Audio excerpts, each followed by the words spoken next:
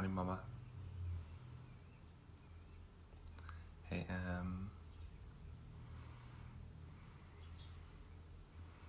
Good morning, good morning. Hi, Alex.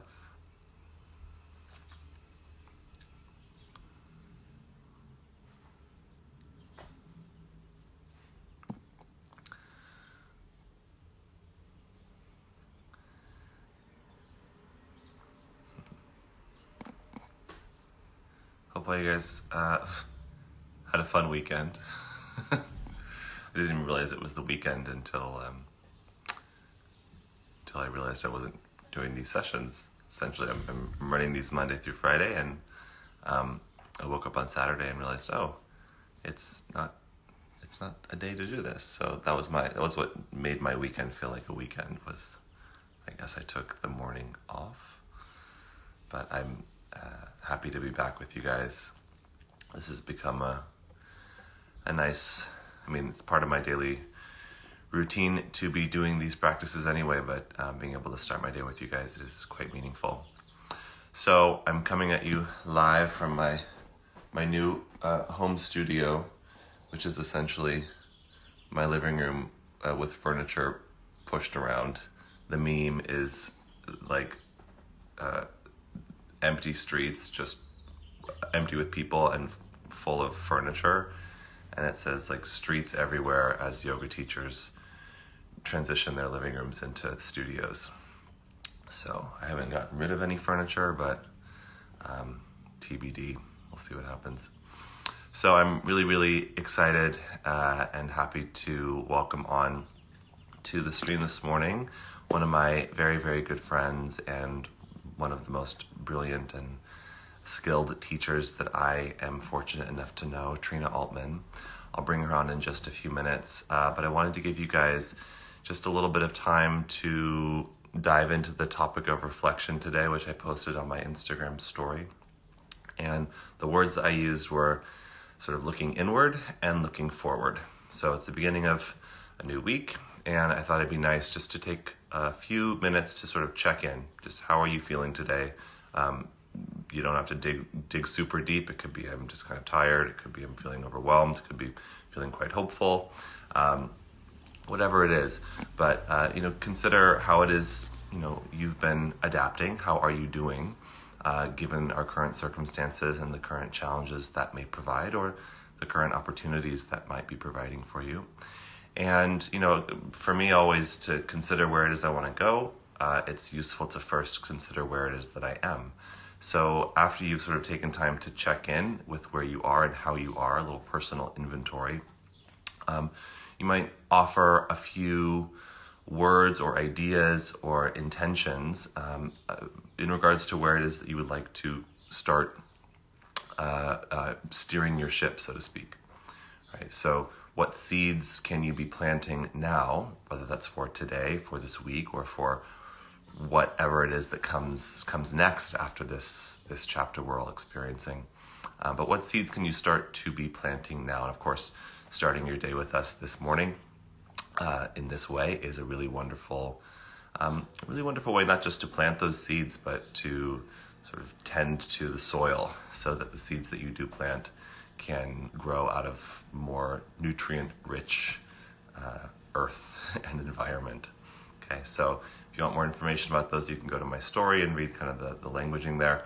Otherwise, take a few minutes just to reflect and to check in. Okay.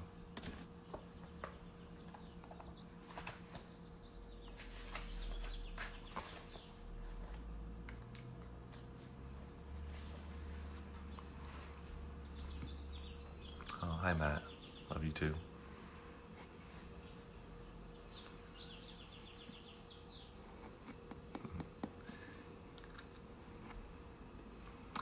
Becoming increasingly clear to me is that we are living through a time of great uncertainty. And in terms of what comes next, there really aren't any answers being offered to us extrinsically about what happens after this. These are unprecedented times. And so we can kind of sit around and just wait and see. But we can also start to put into practice these tools of manifestation that we all possess, whether that we are leveraging those to affect our own personal lives or sharing in those to contribute to the collective story that's unfolding.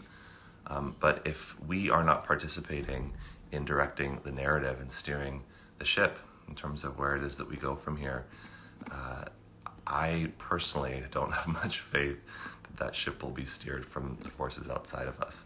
And you can reference that politically, you can reference that in any number of ways, but my hope is that we can all start to take more of a proactive stance in defining who we are in the midst of all this and where we go.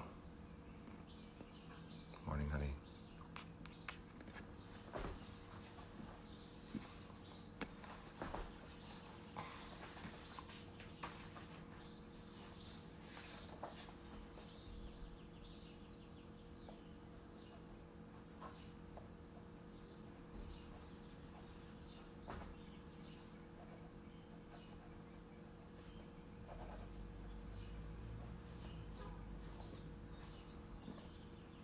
Just joining, we start each of these sessions with about 5-10 minutes of journaling. The topic of reflection can be found on my Instagram story today. Essentially just checking in, planting a couple seeds of intention for our day or week, whatever comes after this.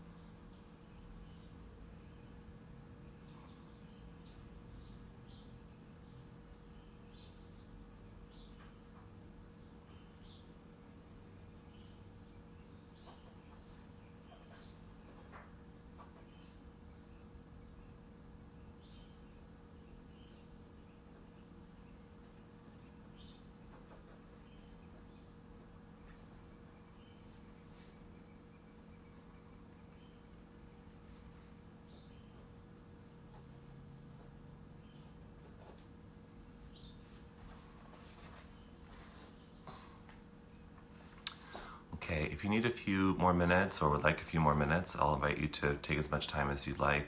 I'm going to invite onto the live stream here Trina, and Trina is going to be leading our practices this morning. So she's going to lead us through some breath work and some mobility and movement, and we'll save kind of our meditation for after all that. So definitely stick around if you have the full hour today.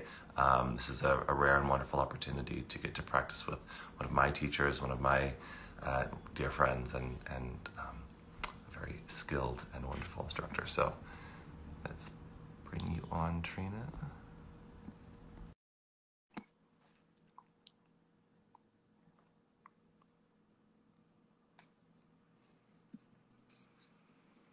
There she is. Hi. Good morning. Good morning. Good to see you. Good to see you too. Yeah, I'm really, really happy to be here and joining your morning practice. I just like you, I got rid of furniture and I've been playing around right now. I'm using my iPad. But I think once I scoot backwards and I sit on the chair, it should be a good setup, but we'll see. Yeah, You'll let me know. Yeah, we'll do some trial. Oh yeah. Okay, I think that works. Can you hear me all right? Yep, I can hear you just fine. Okay, good, because I have some ear pods in.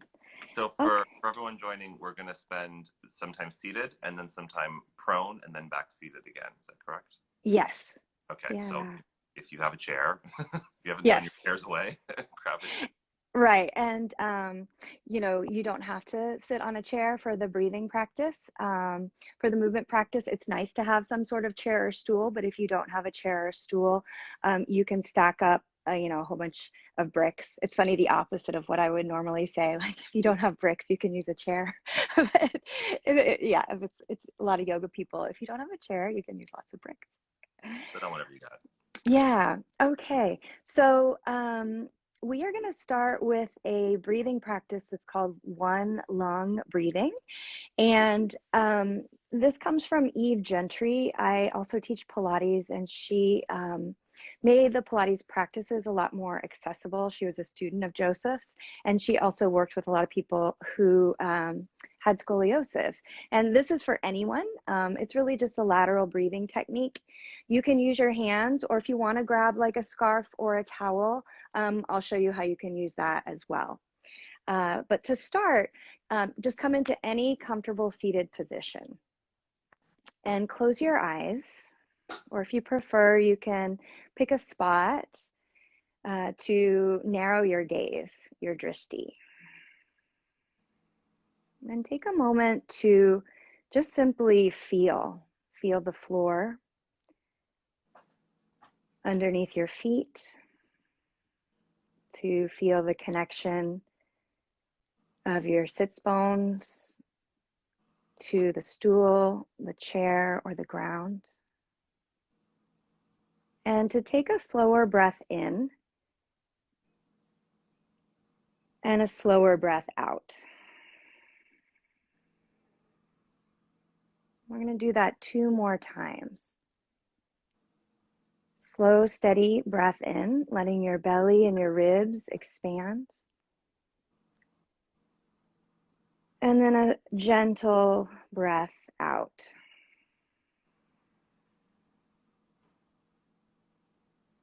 One more time.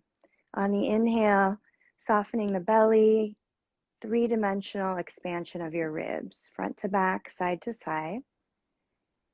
When you complete the inhalation, notice the pause, and then a slow exhale.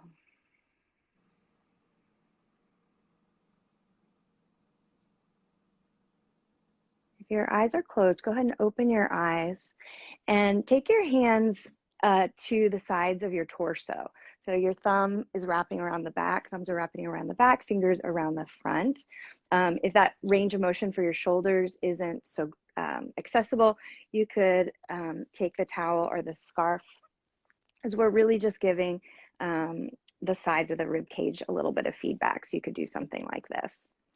So either way, Rocky's got his hands on his side ribs. I'll do this just so you can see both options. Take a breath in, and this time kind of squeeze your ribs in with your hands or the scarf. And as you inhale, try to expand against the resistance of your hands or the scarf, focusing on the east to west or the lateral expansion of your ribs. And then, of course, an exhale. Noticing the natural recoil inwards of your rib cage. Do that twice more. So taking your time to expand the ribs. They'll expand front to back, side to side, but paying more attention to the lateral expansion. And then a letting go and exhale. One more time. Slow breath in. Notice the natural pause, the kumbhaka, when you completed the inhale, and a steady, gentle exhalation.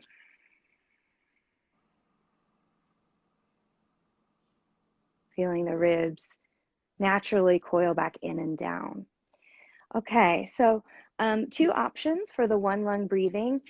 We are going to focus our awareness on laterally expanding just one side of the rib cage. And what you'll probably notice most people do is that you're better at getting expansion on one side versus the other. And that often correlates to if you're right hand dominant, or the right side of your body stronger versus the left. So if you're using the scarf, and we'll start with the right side. So my right probably looks like your left. If you're using your hands, you can just take one hand to that side of the ribs and then let the other hand just, go wherever. And then exhale for nothing. Yes. And then as you inhale, if you're using the scarf, I'm pulling to give myself a little more resistance. And I'm using the feedback of the scarf or my hand or both to sense the expansion laterally to the side, followed by the exhalation. We're going to do that twice more. So again, you can just do the hand position. If sitting is not, if you're like, I've been sitting too long, you could do this lying on your left side. And exhale. One more time. Think of the side of your ribs, maybe like fish gills expanding or an accordion expanding, but using your hand or the scarf for some sensory feedback.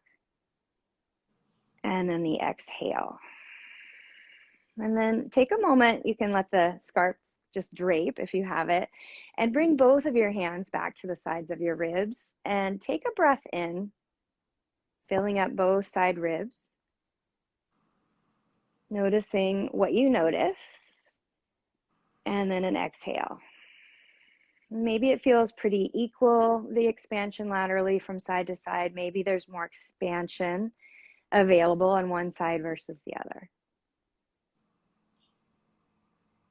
And after this next exhalation, we're going to observe the other side. So if you're using a towel or a scarf, you'll take both ends in, it's my right, but probably your left hand. If you're just using your hand, take your left hand or probably your right. I think mirror teaching still exists on this video, right? This is my left hand. Okay, perfect. Yeah, okay. I think it's a mirror image. It's a mirror image, so they're seeing what you're seeing. Okay, yes. So it's my left hand. It's all of our left hands. our lefts and rights finally. We don't have to mirror teach on this video. I love it. Okay, so exhale for nothing. Feel your ribs drop in and down. And as you inhale, focus all of your awareness into the left side of your rib cage, feeling the expansion. And then the exhalation. And take 2 more rounds on your own.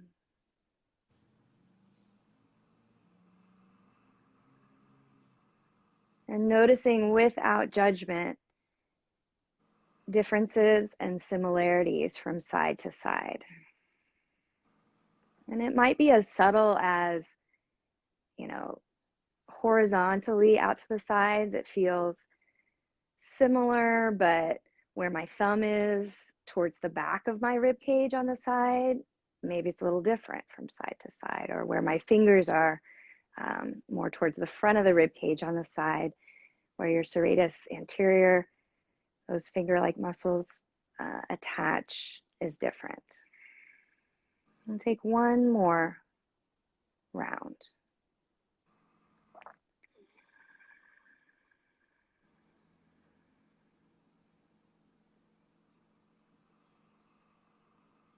And once you complete your exhale, if you have the scarf or the towel, you can toss it off to the side. And let's check in one last time with both sides of the ribs. So either the scarf wrapped around or thumbs in the back, fingers in the front. If you've got the scarf or the towel wrapped around, usually the easiest way to get feedback is you just cross them and then you give yourself a little tug. So starting slow, expand your front ribs, your side ribs, your back ribs. When you can't expand anymore, you exhale. And 2 more times. Slow breath in. This time, even though you're expanding 3-dimensionally, bring your awareness mostly to the lateral expansion. And 1 more time. You might notice similarities or differences from the first time we did this. You might notice that there's more expansion in the front ribs than there was before, or the back ribs and not the side ribs. So there is no wrong. But on your last breath in, check back in with the lateral expansion just for funsies. And when you finish, letting go. All right, so if you want to type in the comments anything you noticed, any of your experiences, feel free. Let's see, shall we move to the prone sequence? And I'll be a little closer so I can probably look at the comments while I give some verbal cues to Rocky. So you can definitely type things in. I will be able to see them, and then you can take a look at Rocky. So we are going to do a somatic sequence, and if you're not familiar with, I was yeah, hoping to give you an above angle, but because of the split screen, my bottom half is cut off. Will this be an okay angle for them to see? yeah, as long as they can see like you from your head and shoulders, I think that'll be fine. It doesn't need to see the whole body. Just you'll be lying prone in this position, and if they can see your elbows, head, and sort of upper back, we'll be good to go. All right. So if you're curious about this type of movement sequence, oh, good. I'm so glad you love using the scarf. Left side is easier, but I'm right-handed. Interesting. Yeah, we all have a little bit of lateral curve in our spine, even if we don't have the minimum degrees required for scoliosis. Oh, yeah, great focus to sensation. Good. I'm so glad. But yeah, we tend to like, if you're right-handed and you grew up when I did, the desks were kind of turned. And so, or I'd carry my bag this way. So for me, I'm a little more collapsed, or I find it harder to expand on the left side. So we all have different experiences with that. Yes, back to what I was saying. This book here, it's called Somatics by Thomas Hanna. And it's pretty old school. My mom gave me this book like 20 something years ago, but there's a bunch of sequences in the back with like little stick figures. Of course, nowadays, you can just go on YouTube and type in somatics or Feldenkrais and learn sequences like this there.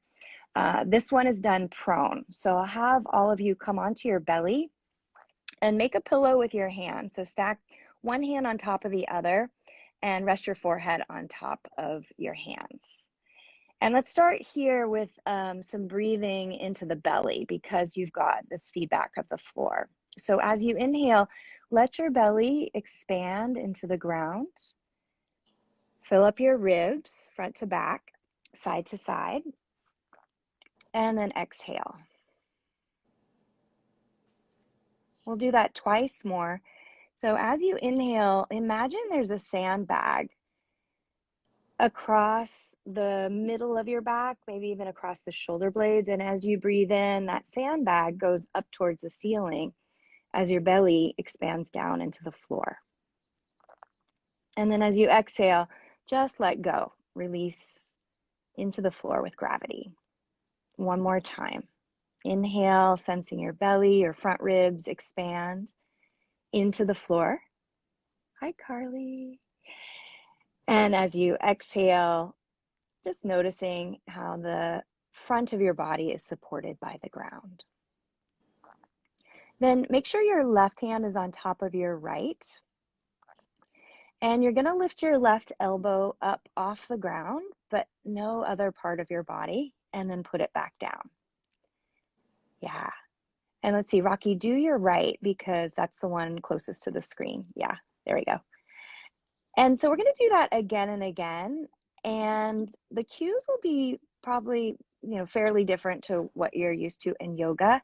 The cues are more questions with somatics. So what would happen if you barely lifted your elbow off the ground? What do you notice? And you're just lifting and lowering again and again at your own pace. What would happen if you lifted your elbow as high as you can off the ground? What do you notice?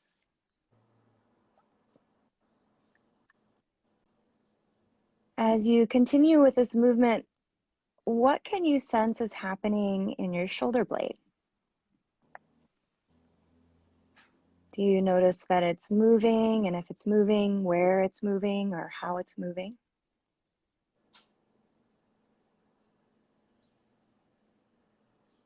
And also notice what's happening at your wrist. When I first was taught the sequence, I thought it was impossible to lift my elbow without lifting anything up. And then I realized, oh, if I flex at the wrist, I can make this happen. It just wasn't computing. And that's actually one of the things I love about somatics is it gets you to be confused and sometimes figure things out in a puzzle-like way. Go twice more, lifting and lowering your elbow.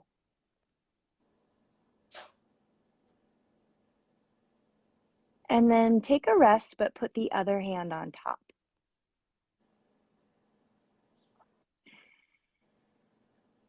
We're going to do the same thing. So you'll slowly lift and lower your elbow.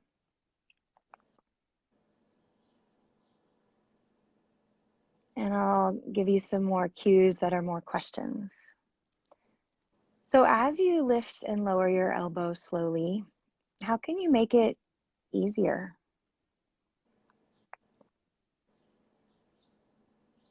How can you make it less effortful?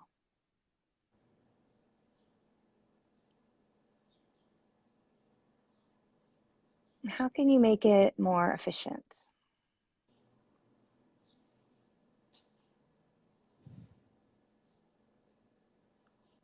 And one of my favorite cues that from Feldenkrais or somatics classes, hi Magdalena, is how can you make it lazier?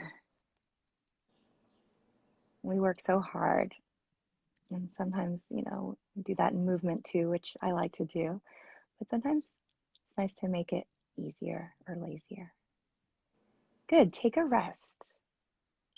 But switch which hand is on top. And if at any point you want to rest in a different position on your side, maybe take a different shape like a cat pose, you are the boss of your body. So all of this is just suggestions.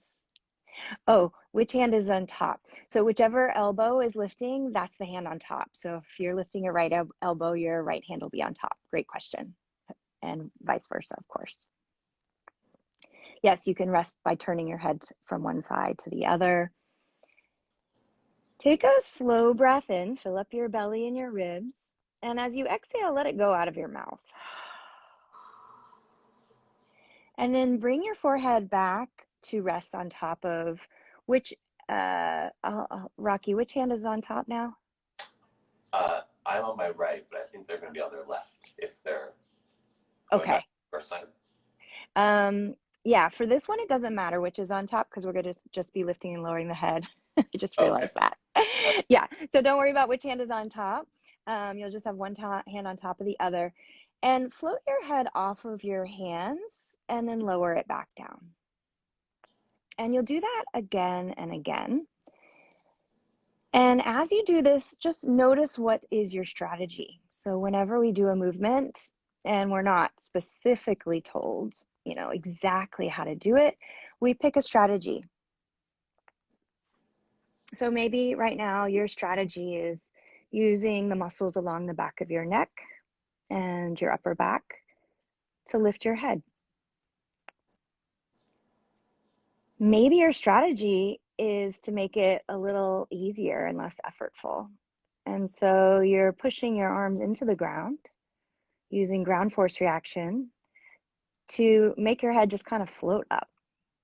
So it's less muscular. And there's no right or wrong. If you were using one or the other strategy, try the other and just see what you think. Notice how they're similar or different. In yoga, we usually do everything in the biggest range of motion possible. So if you've been lifting your head up really high, what would happen if you just lifted your forehead maybe a centimeter off of your hands each time and lowered back down? And how would that change your experience? How would that change where the effort is coming from?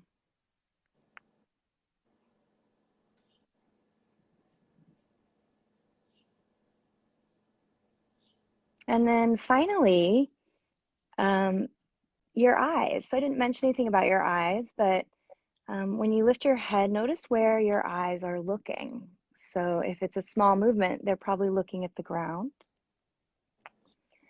If it's a bigger movement, maybe you're looking at the ground just in front of you, or maybe you're tracking your eyes all the way up the wall to a certain height. Take a couple more.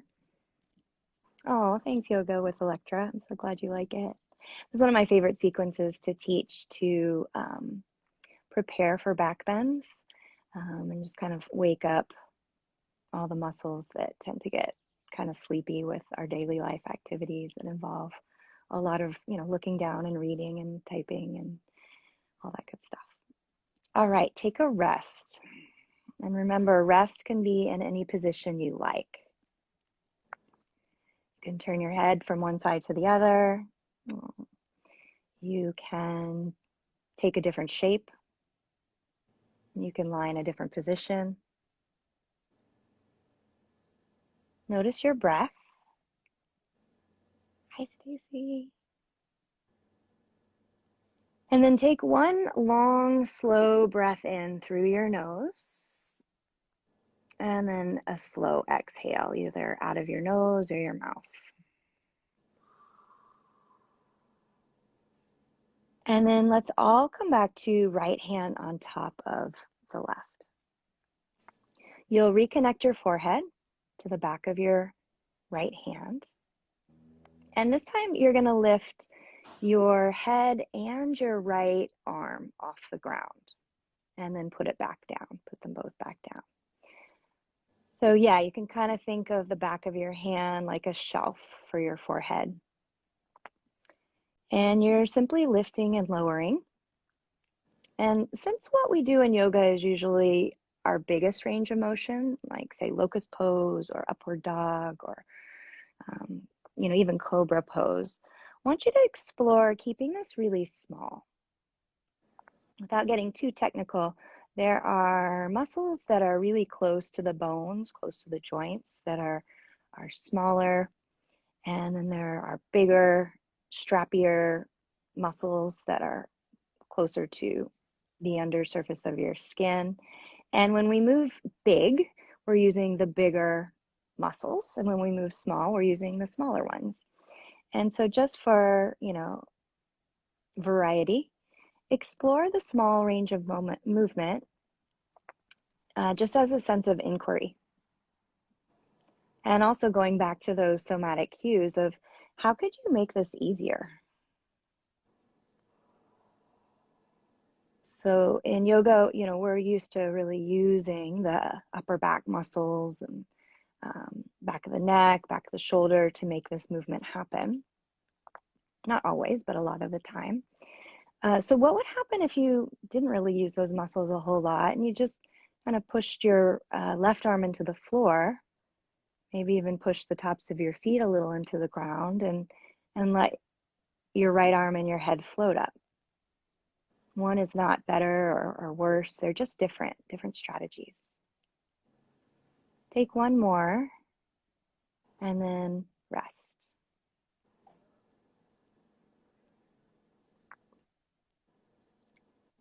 And place your left hand on top. We're going to do the same thing on the other side. Hi, Steve. So lifting and lowering your left arm and your head. Your forehead is resting on the back of your left hand.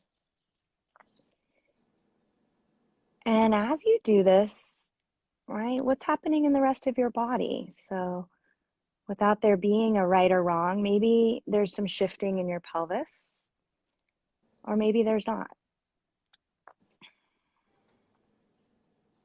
Maybe you're making this movement really, really small,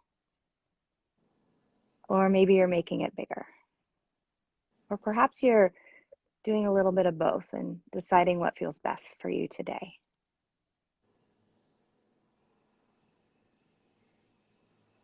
And then finally, playing with both options of what's it like when you don't press anything into the floor that's touching the floor to make the lift happen versus what do you notice when you do press the other areas of your body into the floor to make the lifting happen?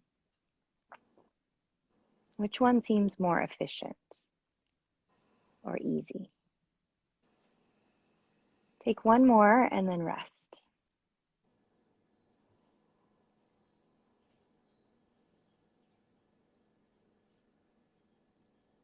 And as you rest, you can notice your breath.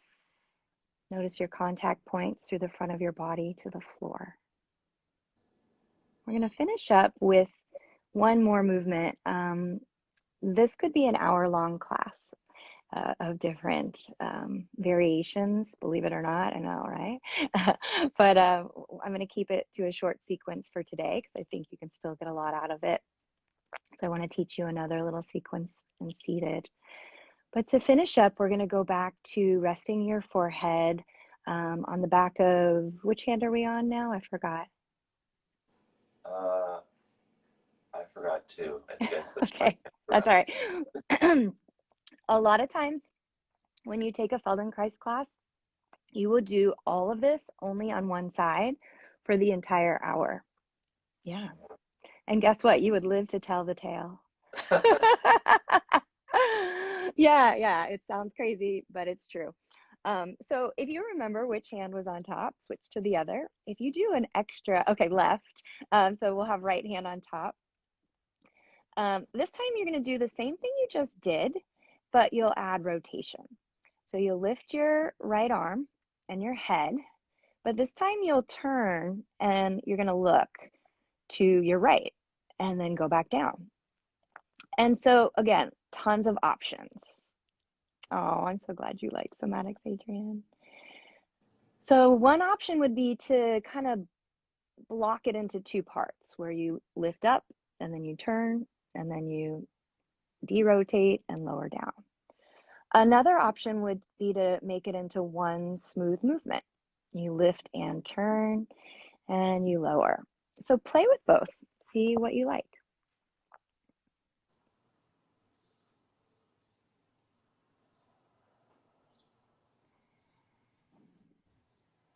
If you're making the movement really small, try making it bigger. If you're making the movement really big, try making it smaller.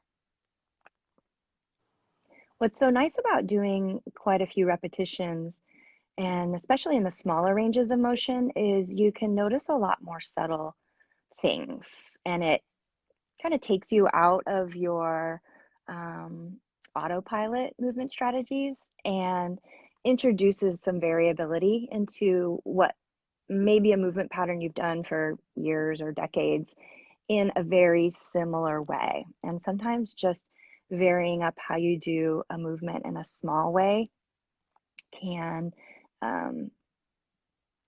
build new motor pathways, which is always useful for learning new movement skills, but also can often get people out of pain. Take one more. This time, notice what's happening with your eyes. Where are your eyes looking? And how does that change the movement? And then you'll switch to the other hand on top. Left hand on top. Yes. And you'll lift and turn. And remember, that can be in two pieces. It can be in one fell swoop.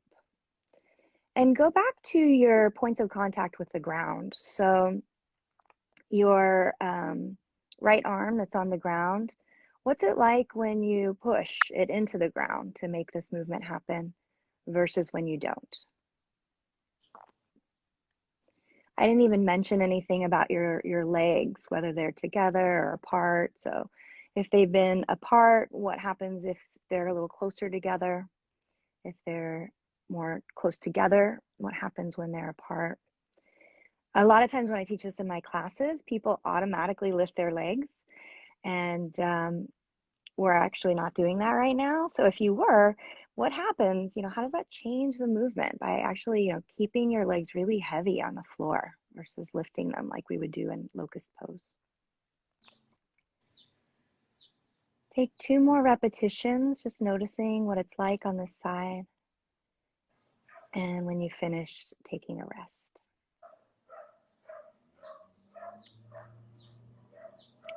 And as you rest, go back to sensing your breath. And even though you don't have your hands on the sides of your rib cage, can you go back to that one lung breathing? And as you inhale, focus most of the expansion on the right side. And then exhale. And then on your next breath in, alternate, focus your inhalation, expanding mostly on the left side. And then exhaling. Take a couple more rounds where you alternate. And I find this a lot more challenging when I don't have my hands or the scarf to feel the side that I'm focusing on expanding. It makes it harder, but I think it's a useful thing to do.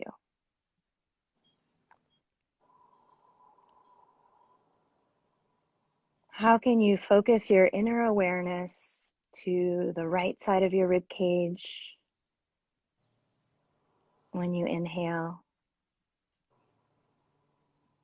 And then on the next round, what's it like to focus your awareness on the left side of your rib cage? Yes, so you can do this again with me, Yoga Room Conroe, by clicking the link in my bio that says get the 2 somatic sequences. So super easy. Yeah, just click the link in my bio and you'll get that. And also Rocky is recording these and he's going to send them out to his list. So just sign up for our list and you'll get this. Okay, so we're going to come on up to seated and finish up with spinal mobility practice and seated. Take your time getting up. You've been lying down for a little while. And if you're sitting on a chair, I like to sit so that the corner of the chair is in between my legs. You'll definitely want to have a wide stance. I prefer a lower stool, but we just don't have any at our house. We have just regular chairs. So I put blocks under my feet.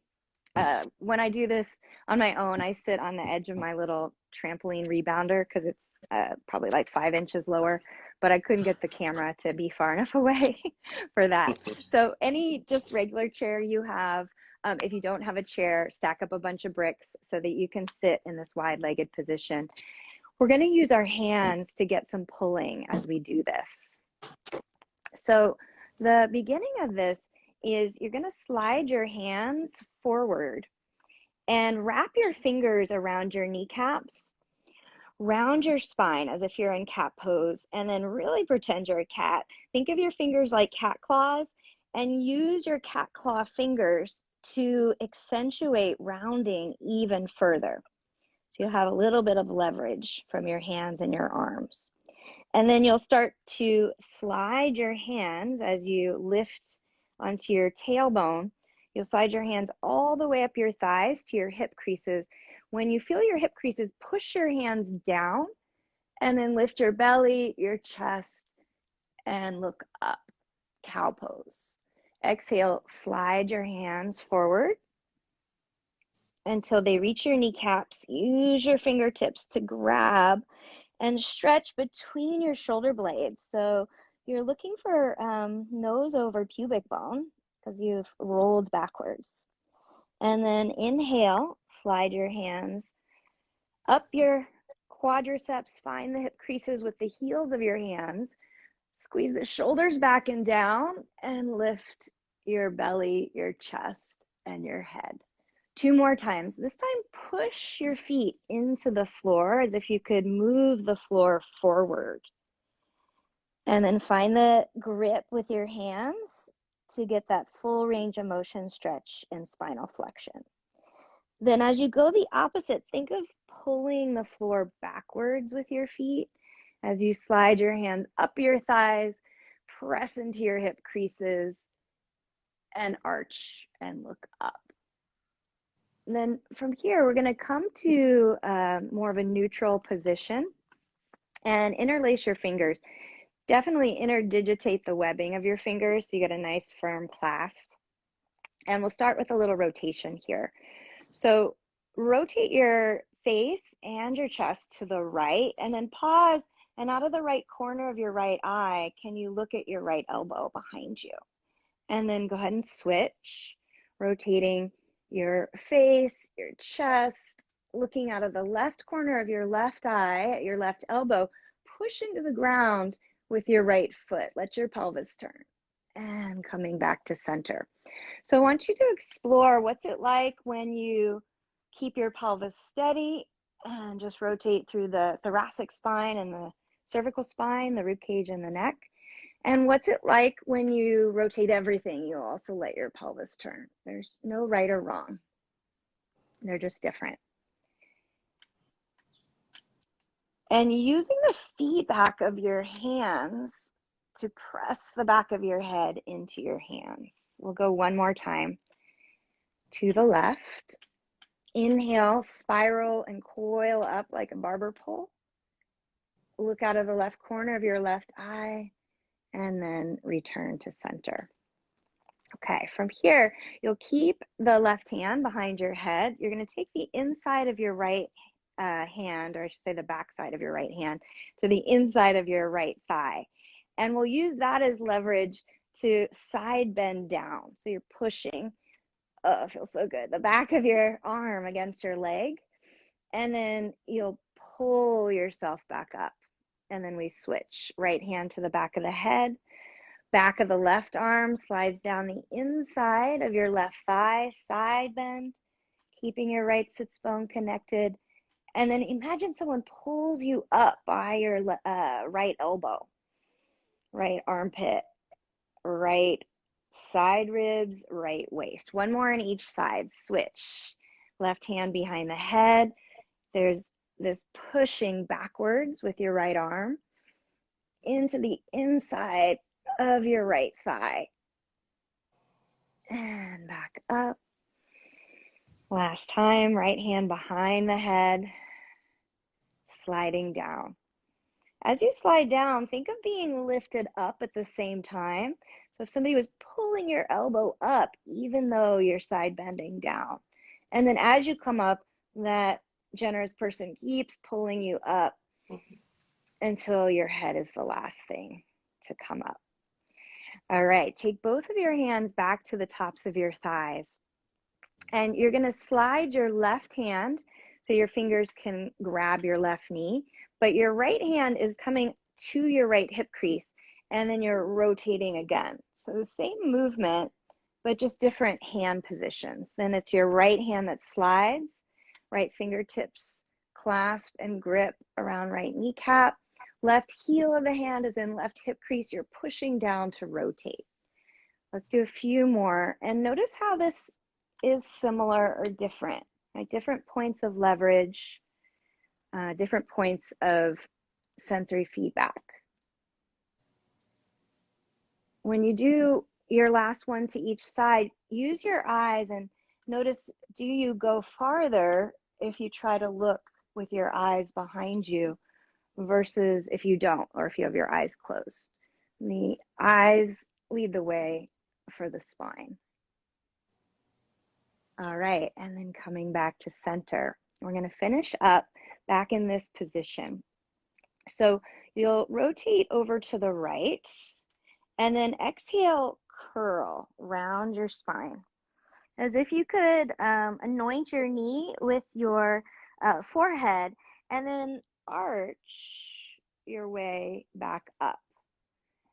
You'll rotate in that arch all the way around to the left, and then curl, round your spine. When your forehead gets down towards your knee, you're going to scoop, arch, and lift back up, coming to center. Let's do that again. So you're in your arch, your back bend, your cow, and this is the opposite. You're going to arch down, leading with the chest, and then curl up, rounding the spine.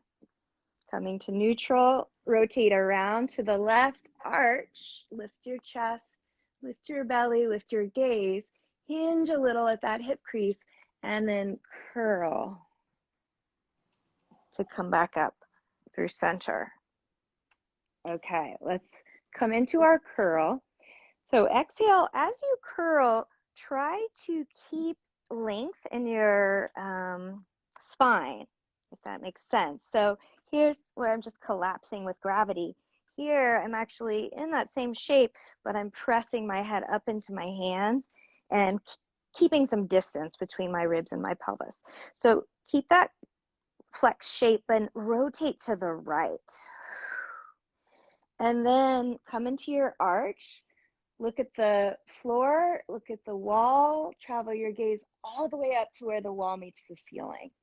Keep arching, track your gaze across the ceiling, rotate around to the left, see where the ceiling meets the wall, and then curl, track your gaze from the ceiling down the wall to the floorboard to the floor just outside of your left hip. Keep that curled position. Come back center. Last one. Stay flex. Curl, rotate to your left. See the floor with your eyes, and then track your eyes from the baseboard up the wall all the way to where the ceiling meets the wall. And then rotate your eyes, track a rainbow, a semicircle across the ceiling all the way over to the right where the ceiling meets the wall. And then you exhale, eyes travel down the wall to the baseboard, to the floor, coming back through center. In center, stay curled and just hang your arms like a zombie. Lean a little further forward. I call these zombie bounces. So just little bounces in this ragdoll curled position. And you can add little wiggles. I probably look like Cousin It right now with my hair hanging down.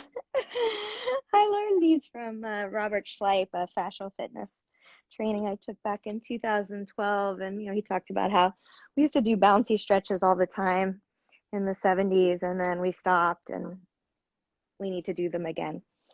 All right. From your zombie position, interlace your fingers, cup your skull. Your head's the last thing to come up. So pressing hands into head, head into hands. Find your connection through the sits bones. Stack your pelvic bowl on top of the sits bones. If there was a wall behind you, your low back would touch the wall before your middle back. Your middle back would touch the wall before your upper back. And then your head. And then take a moment to just look up and lift your chest one last time.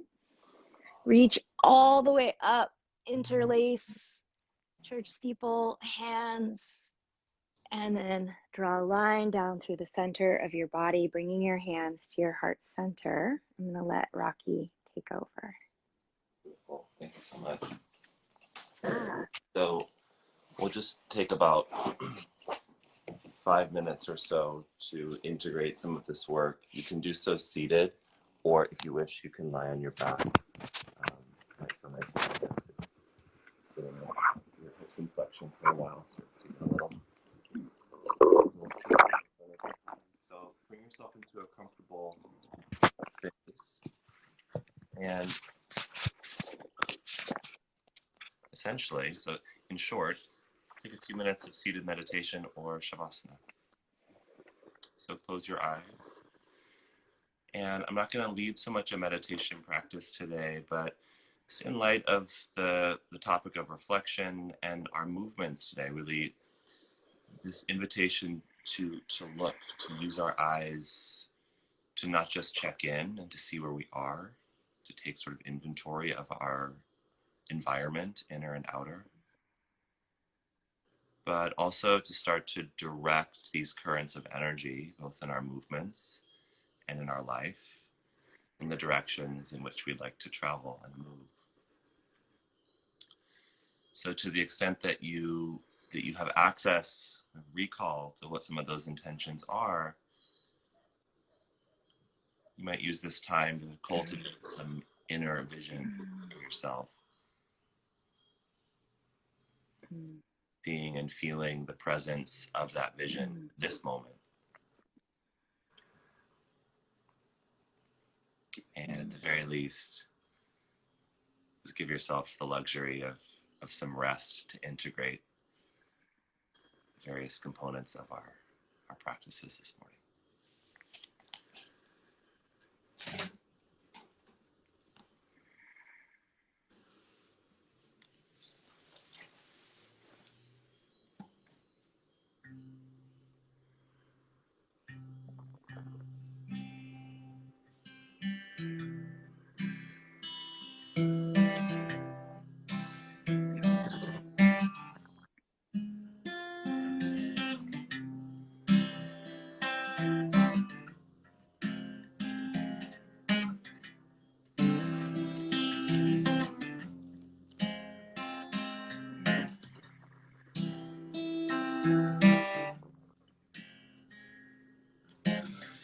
Govinda, Jaya Jaya Gopala,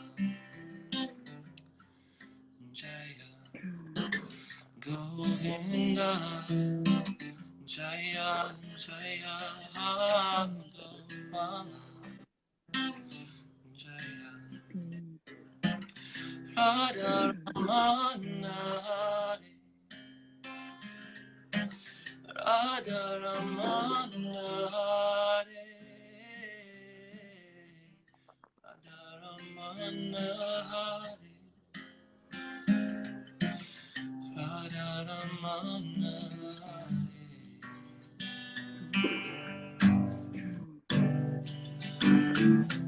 Govinda, Jaya Jaya Gopala, Jaya Jaya Govinda, Jaya Jaya Gopala, Jaya Radha Ramana Hare, Radha Ramana Hare, Radha Ramana Hare, Radha Ramana Hare.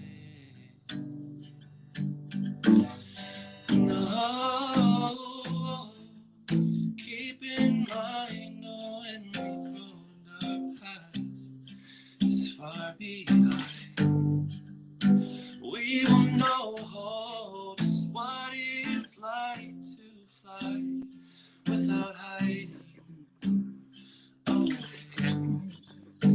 And I collecting memories of this in my glass container.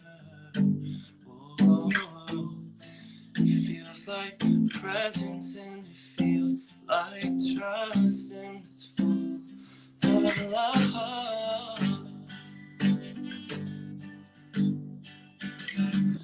Govinda, Jaya Jaya Gopala, Jaya Jaya Govinda, Jaya Jaya Gopala, Jaya Radha Ramana Hare, Radha Ramana Hare, Radha Ramana Hare, Radha Ramana Hare.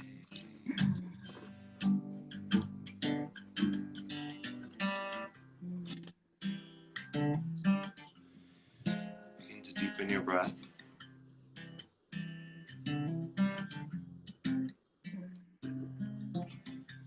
Bring some tactile awareness back to your physical body. If you're on your back, you can stretch a little, start to transition to seated.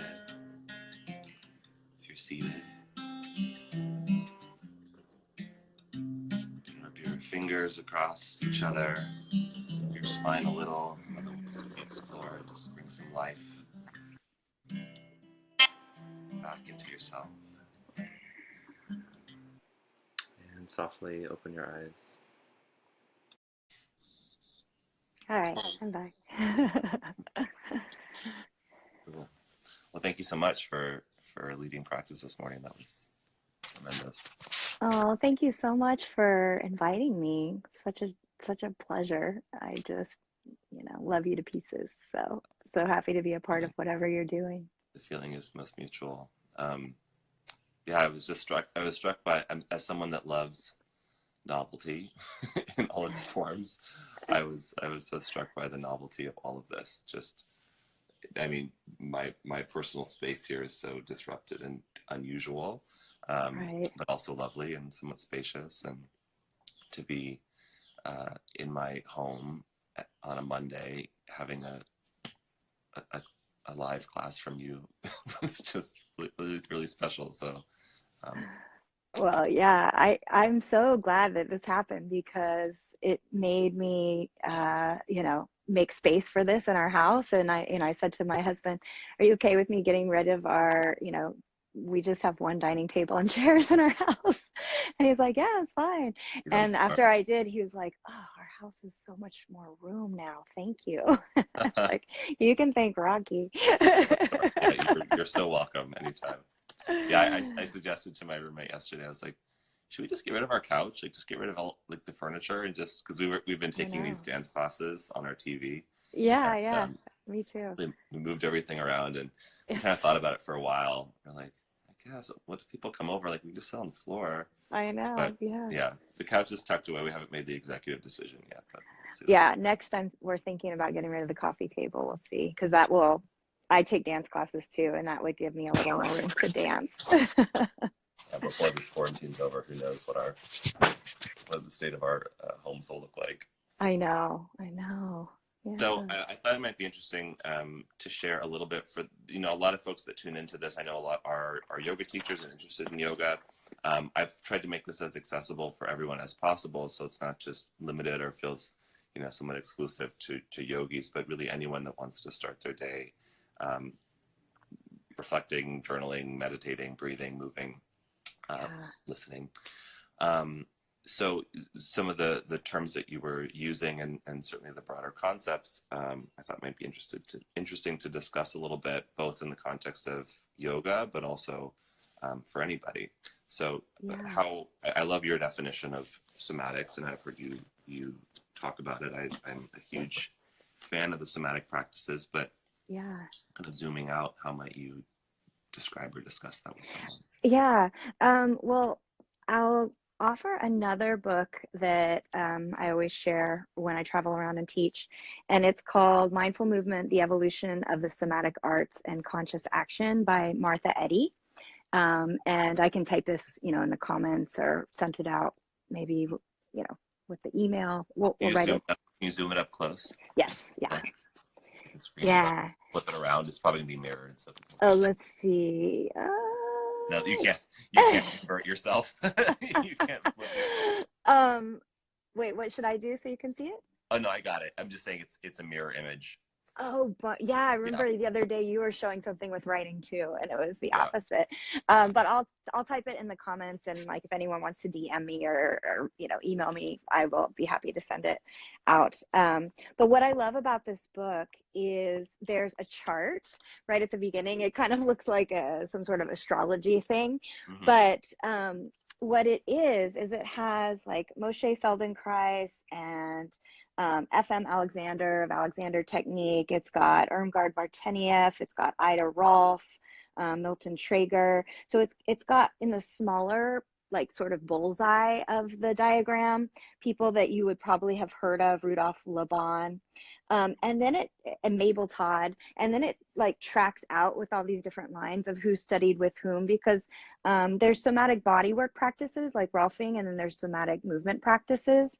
So say, for example, like in the movement practices, or sorry, in the bodywork practices, you've got Ida Rolf and then a line leading to Judith Aston and Don Hamlin Johnson. But if you look at, say, like Irmgard Bartenieff, you go out and you see, oh, Bonnie Bainbridge Cohen learned from Irmgard Bartenieff. So I just think it's really fascinating. And then from there, people that are even more present day, like Eric Franklin, um, Emily Conrad of Continuum is a somatic practice. So I think, most people, if they've heard of somatic movement practices, they've probably heard of Feldenkrais Mhm. or Hanna somatics. Thomas Hanna, who this book that I was showing earlier, just Mhm. called Somatics, studied with Feldenkrais, but there's many, many other, uh, you know, methods and techniques and people who've, you So know, I'd be curious, well, first of all, what are somatics? How would you describe somatics? yes, And yeah. and is there any, for you, for us, for just in terms of our reflection, like how how might those practices sort of contribute to the time that we're in, and perhaps some of the questions of the day, like what might someone be able to access through somatics, either to help them during these times, or even just as sort of a further um, physical application of some of these subtler considerations that we're about. Yeah. Um, well, like, part of me wants to read you the definition, the definition in the book that's in front of me. Um, Go for it. but yeah, okay, I mean, the whole book is about it, but I'm on page one. And yeah, she has, there's four theses to her book. And thesis number one is somatic awareness enhances any movement practice and reduces injuries. Number two, a somatic approach to mindfulness underlies self-empowerment and critical thinking. That is, of course, my favorite thesis of the four. I like them all, but I really like that one. A somatic approach to mindfulness underlies self-empowerment and critical thinking. Cool. Yeah, number three, engagement in somatic movement can be useful in activism.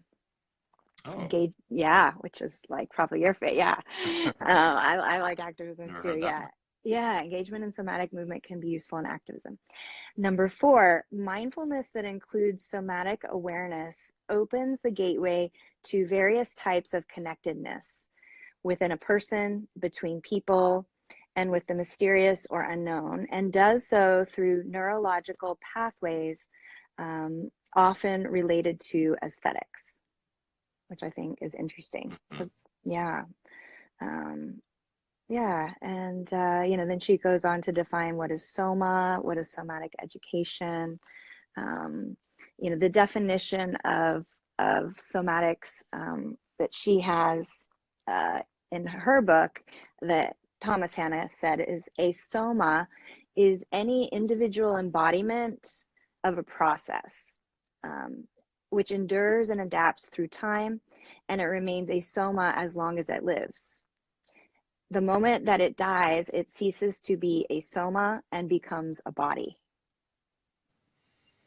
Sort of Right? Yeah. like It's like, self, like it's sort of that ineffable, like yeah. I mean, you I describe, think, to experience something within a body, but it's the experience part and not the body part necessarily. yeah. I mean, I think that's what he's saying. As far as why I love teaching somatics, I'm a total like, kinesiology, exercise science, biomechanics nerd. And so when I started taking Feldenkrais classes, um, I was looking at it through that lens, one of many lenses, but that lens especially of like, oh wow, like I learned, in my Pilates training that there's protraction, retraction, elevation, depression, upward rotation, downward rotation of the scapulas. But because every Feldenkrais class was like a movement puzzle, um, those words were helpful for me, but I was discovering, say, movements beyond just those six, say, because the movements were so small and the way the class was always put together was they use a lot of check rechecks. So, you do something at the very beginning of the class, which I didn't actually do this morning, but I usually do it. I just wasn't sure if we'd have enough time. Actually, you could say the breath was a little bit of a check recheck, the one lung breathing. Um, yeah. So say, for example, beginning of the class, they would have you walk around the room and notice when you walk, do your arms swing? when you walk, can you notice, because, in natural gait pattern, your arms swing, your rib cage is rotating in the opposite direction of your pelvis. But for most of us, we don't walk a lot, or if you live in LA, I've been walking a lot lately, which is one of my, you know, the plus side of all of this. But so then we would do things where you rotate the rib cage throughout the class. You would rotate the pelvis. You would rotate the ribs and the pelvis in the same direction, rotate the ribs and pelvis in opposite directions. It's all done for the most part, like lying down on your back or your side, really small, slow, relaxing movements.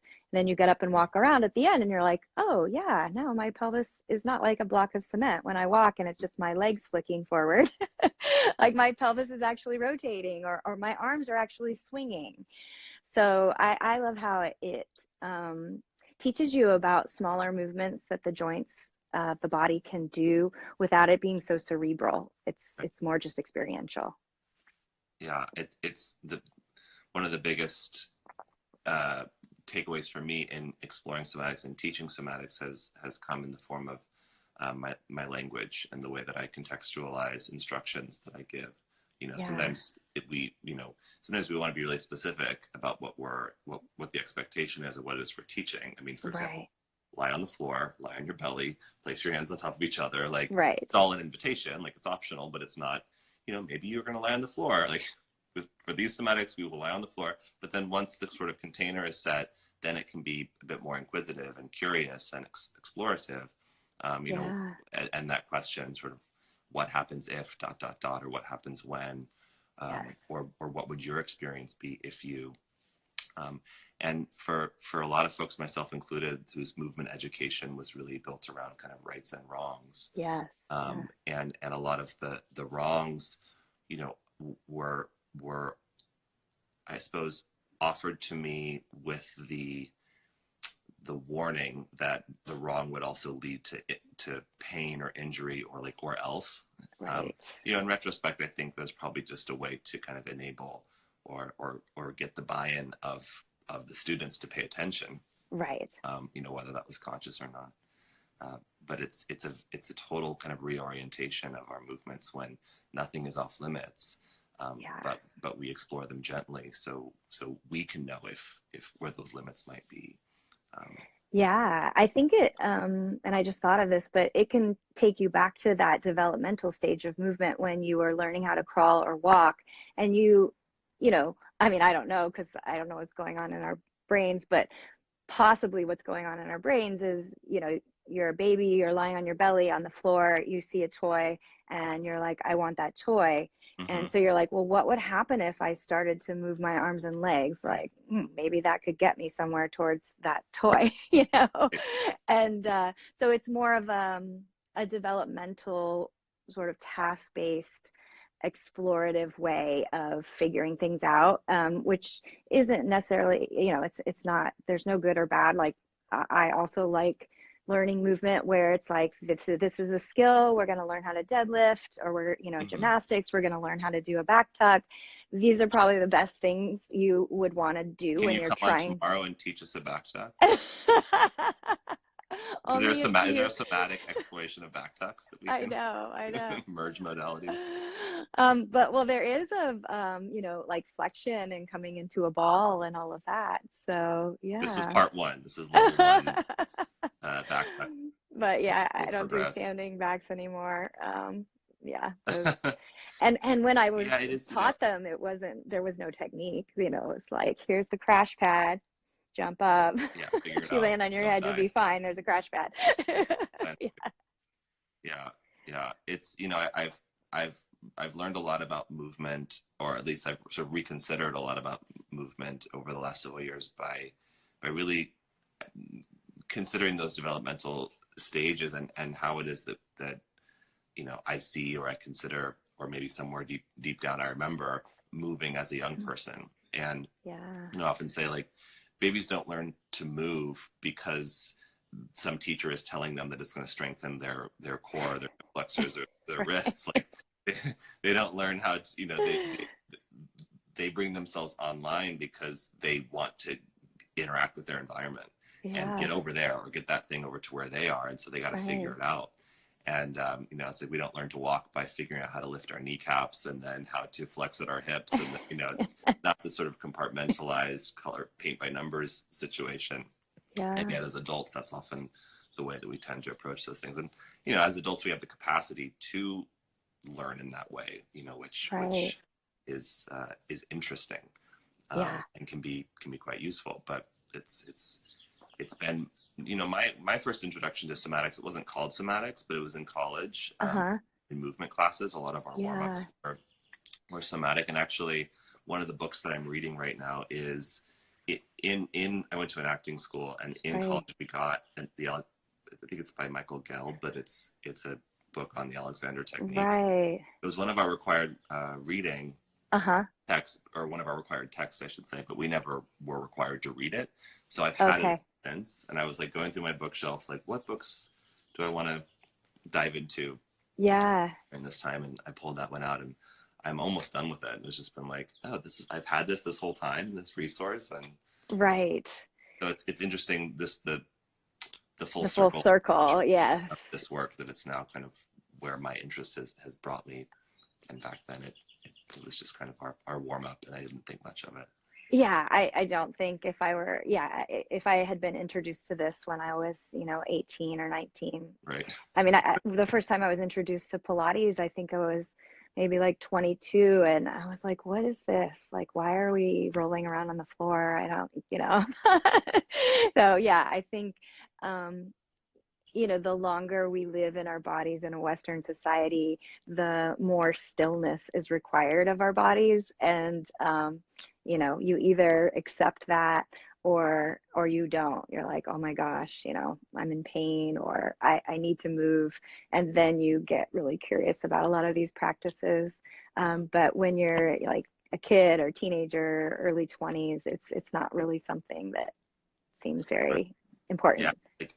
I think probably the first yoga class I ever went to with my mom was somewhat somatically oriented in that way, and I fell asleep. Right. And they woke me up at the end and said I was snoring. And then the next yoga class I went to was like power vinyasa, and I was like, oh, I found my yoga. Yeah, So like yeah, I am always kind of fascinated, like as we're prone on our bellies, and I'm exploring all these different movements, how stimulated I am by that. And, right. and I'm also, Yeah, I still have that memory of like the teenage version of Rocky being like, what the hell is this? Like, where's the chaturanga? Where's right. Well, and you're with your mom, and like well, yeah, I don't know, your mom is cool, but for a lot of us, it's like, well, if my mom is into this, then I really shouldn't be, right, at right. least when you're a teenager.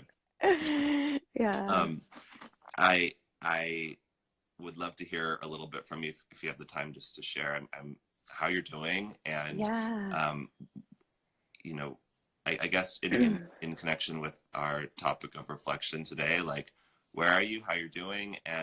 and kind of what you see on the horizon for yourself moving forward, and of course, like there's different moving forward could be like the next couple hours, like what you're up Yes. to, however you're kind of scaling your um, awareness of time and future. But what's up?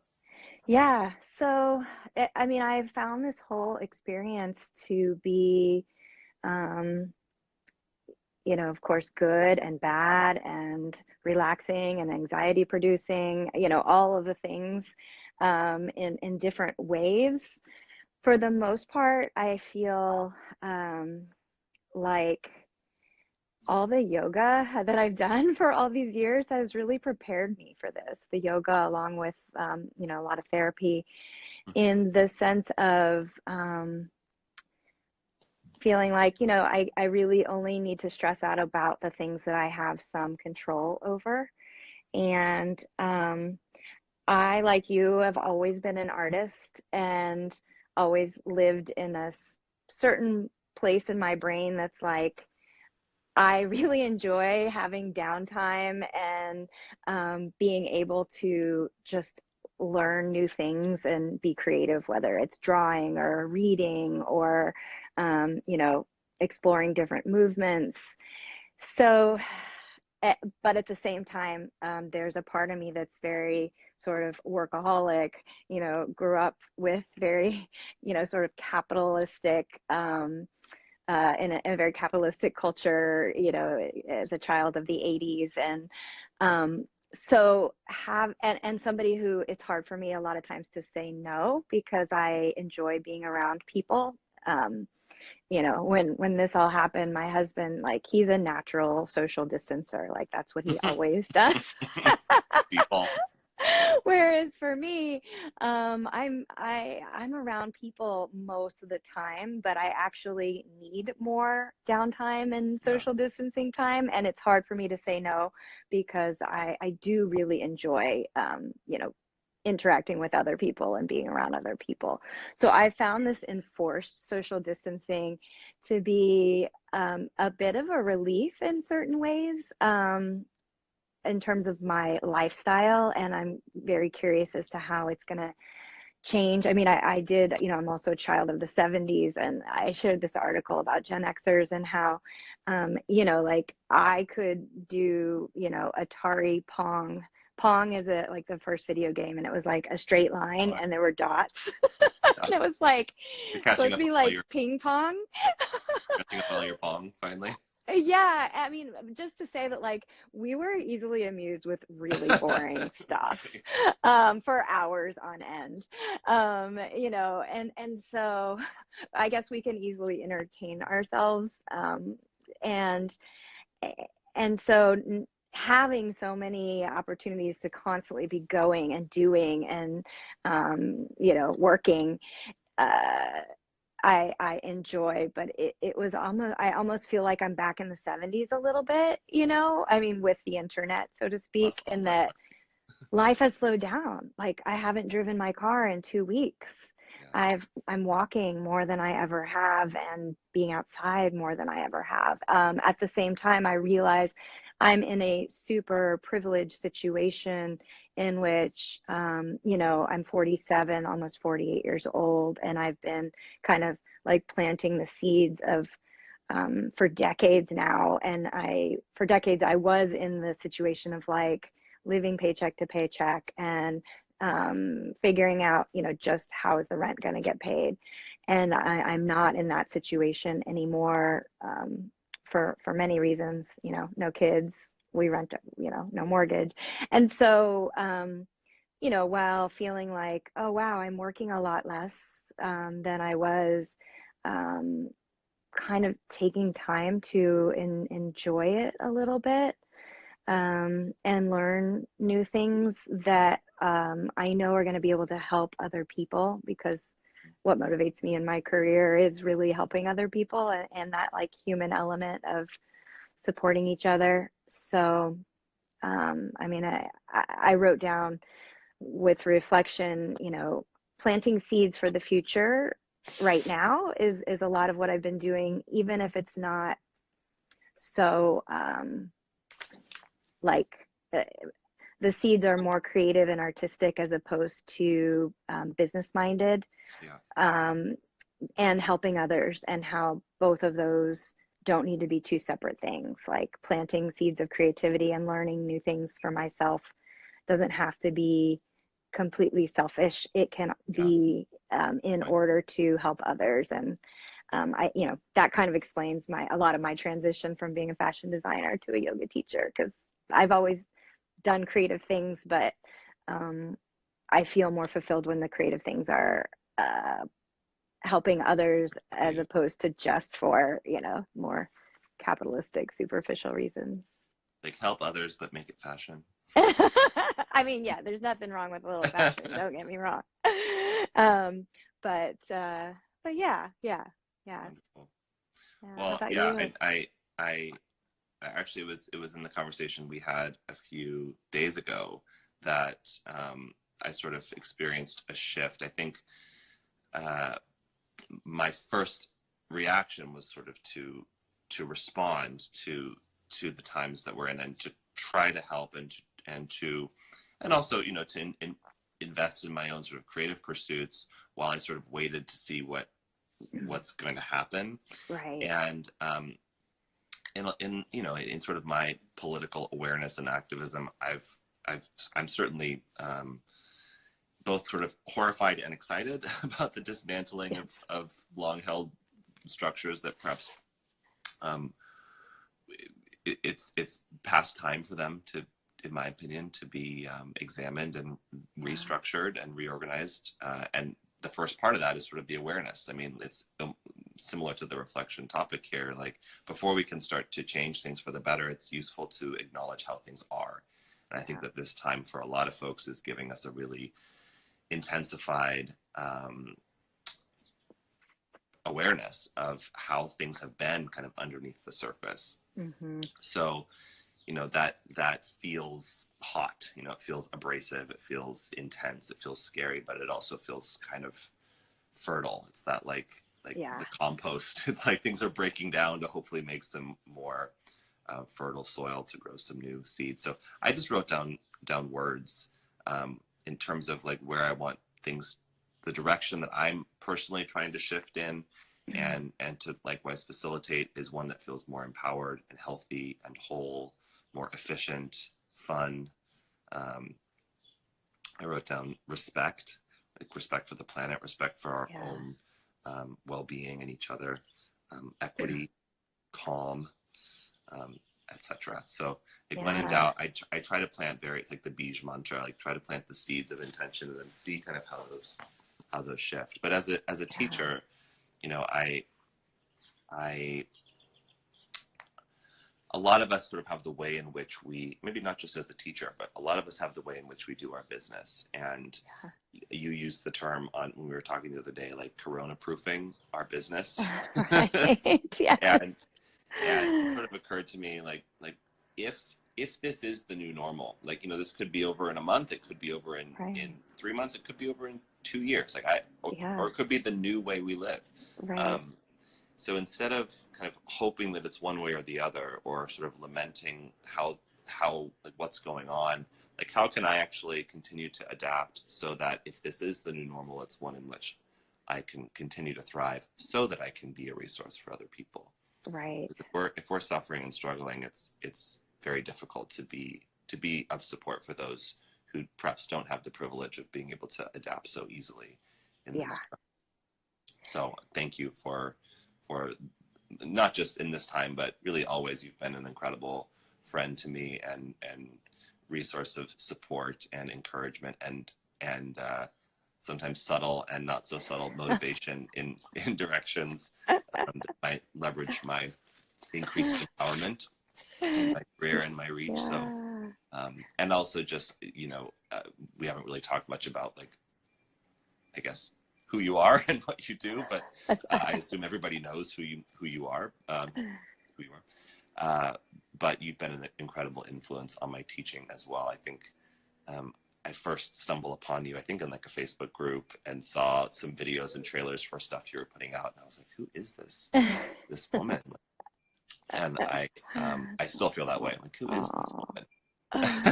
Well, I feel the same way about you. I am so happy. Yeah, it was in that same Facebook group that somebody said, do you know Rocky? Like, you guys are totally on the same wavelength, and you know, you're doing a lot of the same things.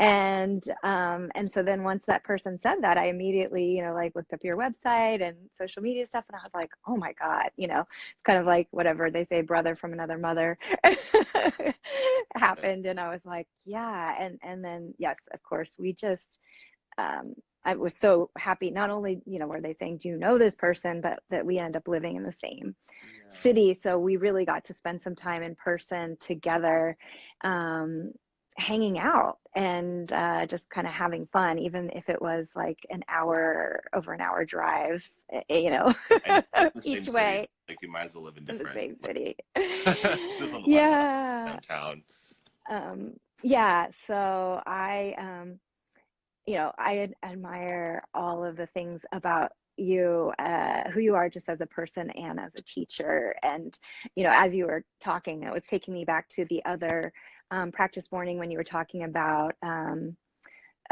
destruction, bringing about creation. Yeah. And how, you know, when I was in my 20s and 30s and even early 40s, like every new destruction that would happen, I would, you know, of course, freak out. But like each subsequent one, I was like, oh yeah, but remember, like there have been two more of these and you came out okay, like it was rough. And but it turned out okay. And I'm just so glad that you brought that up as a topic, because I kind of wish that the whole Jungian mode dichotomy of those two was something that was taught to me when I was younger, because then Yeah. when I'm watching and younger people kind of have the experience that I had when I was in similar situations to this, but in past decades, and um, wanting to be of help and of service, and saying like it's going to be okay, like it's going to be different, but it's going to be okay. But then not wanting to just like whitewash it, because the only reason I feel that in my heart is because I've been through so many of these types of Yeah. situations. And part of having the outlook I think that I have now is only happens because of that. And I know my parents would always say, "Oh, Trina, you have to learn everything the hard way. We can't just tell you, you have to experience."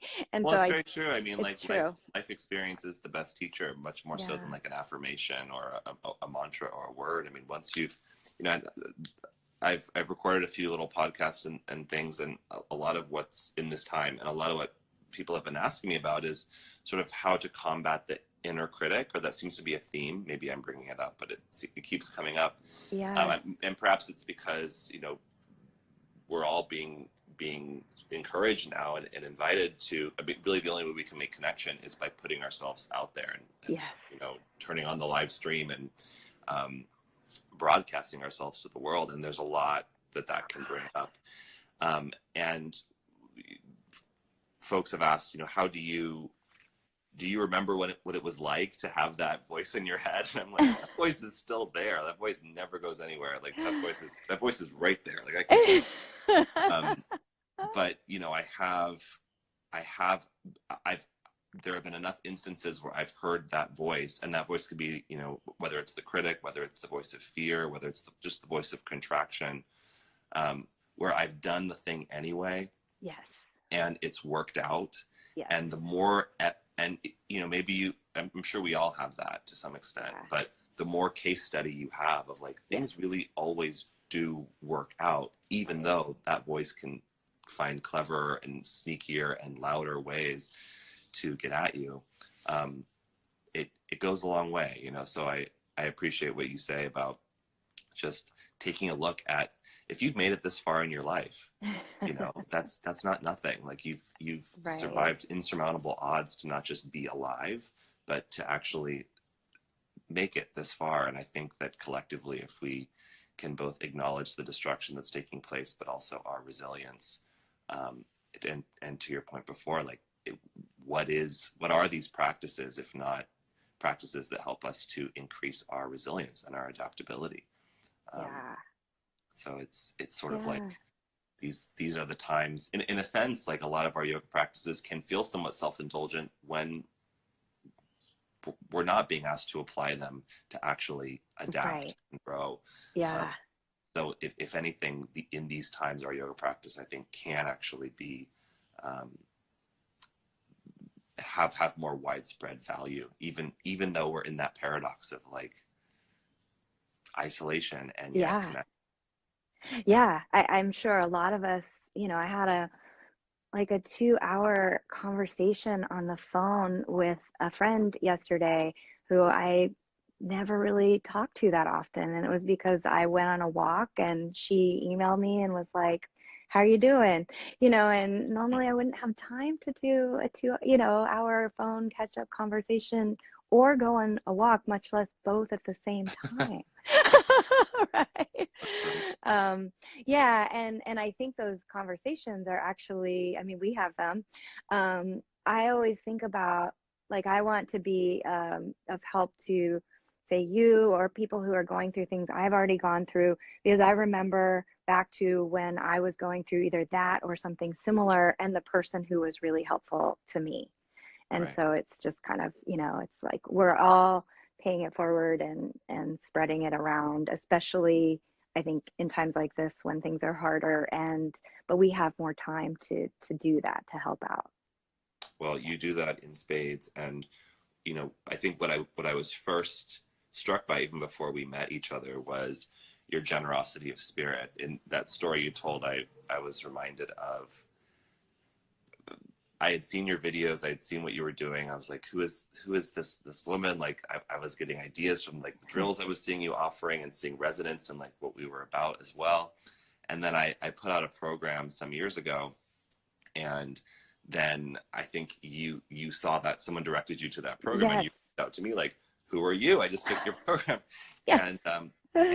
And I was, at the time, I was going through a little bit of putting yourself out there and sharing information that may feel somewhat unique or innovative or unusual, like, or specific, Or illegal. Illegal. Yeah, often brings with it kind of like, I mean, it's funny, you used the term Feldenkrais police with me once, and like almost I've never taken a Feldenkrais class actually, but so often when I'm teaching something that's somatically oriented, people are like, is this Feldenkrais? Is this that? Like, that's Right. different than how, and anyhow, I really appreciated that you were able to, and willing to be so gracious and reach out and see that we were, both in this industry offering similar things. And at no point did I feel any type of competition from you, or any type of ownership from you, but just like celebration and like a resonance of like, hey, there's another one like me. And I was like, thank God. I'm not the only weirdo. No, you're definitely not alone there. And I continue to feel that from you. So thank you.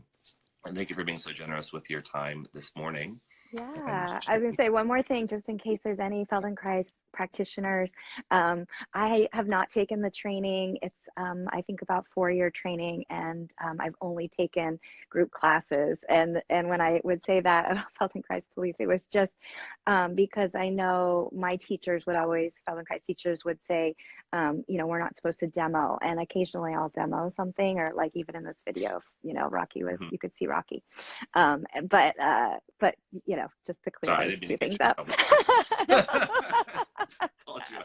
Yeah, no, okay, I just wanted to make sure everyone knows I'm not, I took regular weekly Feldenkrais classes for about 4 years, but I haven't done the training, and I'm not certified. So shout out to all the Feldenkrais practitioners. Yes, we love you. We love you. We love the police. Like, order. We do need order in a world of chaos. So yes. All right. Well, Trina, I'll let you go. Yeah. Anything you want to share, just where people can find you and learn more about what you're offering? Yeah. So, obviously you can find me here on Instagram, and my website is my name, TrinaAltman.com. You can go there and click on the link to sign up for my newsletter, and you'll actually receive the 2 sequences we did together this morning. Or if you don't want to go to my website, you can just click the first link in my bio that says get the free somatic sequences. And also, I know it's recording all of these practices, right? And so sign up for his list as well, because he will send out a video of this morning and all his other lovely morning practices. Indeed. And Trina's also and then huh? What? Oh, I was gonna say I was gonna say on Yoga International. I've been taking your classes. Yes, on that. that's right. Oh, yeah. Good. Yes. Yeah. And then, as much as I'm trying to look at the bright side, I do, both of us did travel a ton to teach. And so, yeah, I would love at some point when travel happens again, which I'm hoping it will, to interact in real life with some of you. Yeah. My mom texted me last night and told me I'm not allowed to travel again. Again? Is it like ever again? She's like, I don't think so. I'm putting my foot down. Wow. But what if you wear the masks that she's making?